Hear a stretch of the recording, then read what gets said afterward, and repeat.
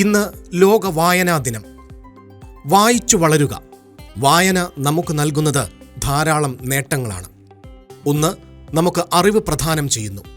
ഭാഷയിൽ പ്രാവീണ്യം, ബുദ്ധിയുടെ വികാസം, വിശാലമായ കാഴ്ചപ്പാട്, സർഗാത്മകത ഇവയൊക്കെ നമുക്ക് പകർന്നു തരുന്നത് വായനയാണ്. ജീവിത വിജയത്തിന് ഇന്ന് നമ്മൾ നേടിയെടുക്കേണ്ട ഒരു പ്രധാനപ്പെട്ട ഗുണമാണ് വൈകാരിക ബുദ്ധി.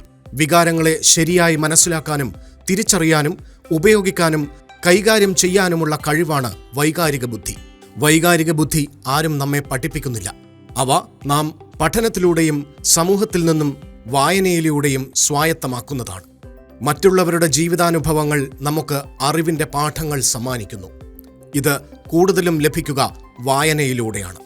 1996 മുതൽ ജൂൺ 19 മുതൽ 25 വരെയുള്ള ഒരാഴ്ച വായനാ വാരമായി കേരള വിദ്യാഭ്യാസ വകുപ്പ് ആചരിക്കുന്നു.